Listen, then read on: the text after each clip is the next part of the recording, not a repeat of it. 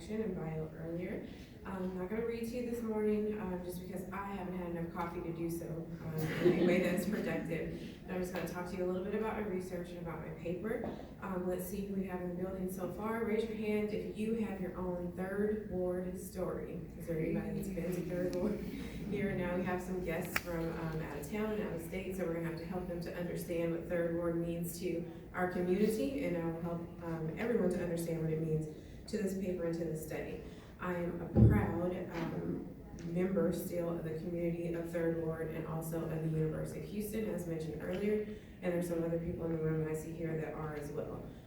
At U of H, when I was there as an undergraduate student, a graduate student, and as a professor there, we can see the material culture of Third Ward change in the years that I started out as a bright green undergrad and now an old grizzled person that is upset to take the shuttle and still have to pay for parking. So something that is a little bit heart-wrenching at the time. So this study that we put together is mixed methods, mostly qualitative, and we are looking at responses, not from the student population. Is it okay if I take the right? Yes, please. Students, our audience just got a lot younger and a lot better. All right, so I'm going to ask you students the same thing that I asked our audience earlier. Do you have a third ward story? Raise your hand if you've been to Third Ward, Texas. Anybody been here before?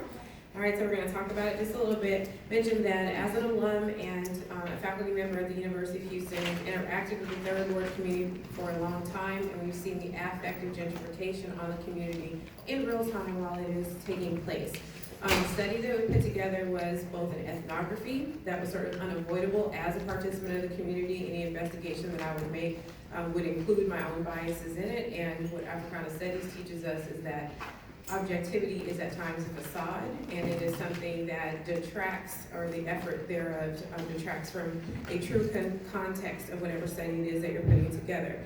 So what I wanted to look at was the gentrification reaction from alumni perspectives of the alum of U of H and Texas Southern University, to take both schools, because as we see that both schools in an anecdotal way have a separate material culture, separate sets of resources and lifestyles when you're inside of those structures. What happens when you leave those structures, and how is it that you feel about this place? Do you feel ownership and belongingness? Does gentrification affect you? Is it that it's still your neighborhood, even though it was likely your neighborhood only temporarily, or what is your continued connection to this place after leaving school? So whether it's undergrad or graduate school.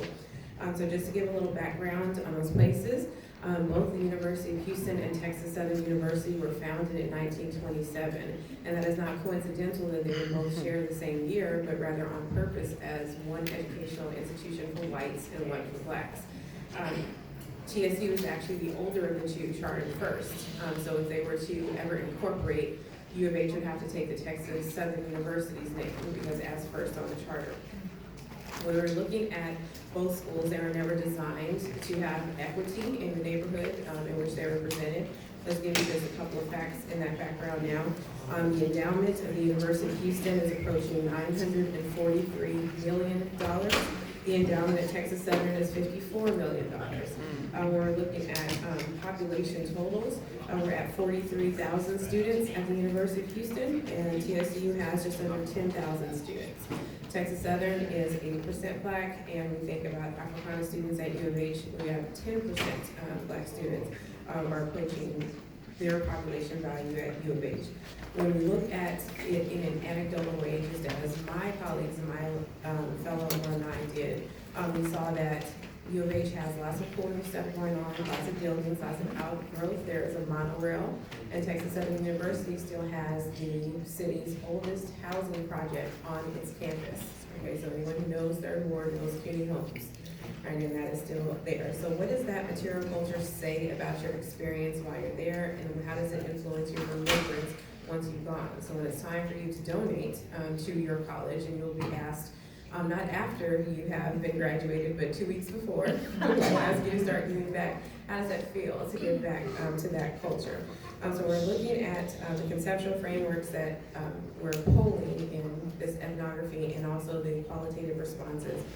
Looking at a couple of things that center really around psychological ownership and gentrification. One of the controversial questions that came up during our conversation was, were students, regardless of ethnicity, perceived race, or culture, technically gentrifiers in that third ward neighborhood? So even if you consider yourself a member of the original demography of that neighborhood in an ethnic or racial way, were you really the community in which the neighborhood was founded to serve or was forced to serve at some point due to districting materials? So when we're looking at what gentrification means to third ward, we're looking at 176% housing cost rises from the years 2000 to 2013. We're looking at geographies, meaning locations and places. We can stand in third ward and we can see a division on the streets, the pavement, we can see what the asphalt looks like, which communities are served, whether these are older structures, if you're going to Mr. Calhoun's and buying some paraphernalia for your fraternity or sorority, or if you're going to the new smoothie place that's on the other side of the tracks, literally the other side of the tracks. What does it look like while it is even there? But then we're also talking about geographies as areas of sub-national spaces. I see all of these lovely students here with their branded materials from their school, and the UHD logo is here. And we should know that if we've been in an educational institution, that branding is really important. School colors, we have an ID card, you have a police force that belongs to that institution. So we're trying to really manipulate the ontology of your experience. So when you step on that campus, you have a different level of boundaries than others. You have an ID card that says you have a right to be here, even though as a citizen, you have rights to other areas as well. So we're talking not only about the literal geography, but also the visceral geography. What sort of things hang in your mind and in your body, your psychological and physiological historical remembrances of this place. For instance, I used to drive, or excuse me, I'm telling lies, I used to ride the bus from Acres Homes to Third Ward, 2 buses, sometimes 3, and my knees still remember. Okay, so they remember what it feels like to be on that bus. Have you ever had a professor that made your heart rate increase a little bit because that person was very difficult in grading? What about walking in the sun through these places will you remember 10 years later? And that's why we really wanted to focus on the alumni of these organizations and not current students, because lots of college studies, even when we're dealing with college gentrification, talks about current students, but you're still in that manipulation. You're still very proud to be from that place. You still have that branded material. You're very close to the situation. We wanted to look at people that were elder and could take a step back and say, now that I've gotten a mortgage, now that I have a job that has branded stuff, how do I feel about this place? So we were looking for psychological ownership. Did you make a spot that was just yours at one of these locations? Do you feel particularly offended about gentrification, or do you think it's a good idea based on being a step away from it now? So the rest of, or the subsequent structures of analysis that we're putting forward is looking at the alumni remembrances of what they did on their time on campus concerning collective work and collective responsibility. So how is it that you made an economy in this place? Is this one going to give you a ride to the store? You'll give this person money for gas? Is there someone that's doing everybody's hair that is in the dorm? How is it that we're exchanging gifts and goods in order to get things done as a community? So looking at the study, we took 10 people that had attended and were conferred degrees at multiple levels from the University of Houston and Texas Southern University. Of those, 3 of them had an overlap, meaning 3 participants went to both TSU and to U of H. And we set up a focus group. There were 5 men, 5 women. We just talked about a couple of questions. And the research questions that we were getting to, we're just trying to figure out what was the memory of that material culture. How did it make you feel about the current gentrification? Did you consider yourself a gentrifier while you were on campus? And what memories do you hold in that psychological ownership? So we asked just a few questions, looking for evidence of that collective work, bartering, and participation that goes to the Africana worldview and use narrative storytelling. One particular moment in the focus group that was interesting in the results is looking at the outcome of people sharing the same language. So that language of the neighborhood itself, knowing which particular store a person was speaking about without identifying it by street, what services that this place offered, discussing that even if you lived very far away in a different part of town, that you still returned to Third Ward for certain things that you got a love for when you were in undergrad or in graduate studies and how you felt about Third Ward itself. I would ask, are you from Third Ward or are you of Third Ward? And there's a difference. Okay, so do you feel like you have been rooted from this place, or did you place roots in it? Or you just divorced from it? And 10 out of 10, I did not have a participant that says, oh no, I just went to school there and that was it. They've made soul ties to the place. They come back for volunteerism, for services. They bring their children. I know I bring mine. And we are still of this place, even if we're not from this place. Also looked for the use of possessive language, so our this or our that. And there wasn't that much difference, or differentiation, I should say, between each one of the communities. So if a person from U of H said something to a person from TSU, they still had a commonality of language. They knew the same places. We're in the same neighborhood.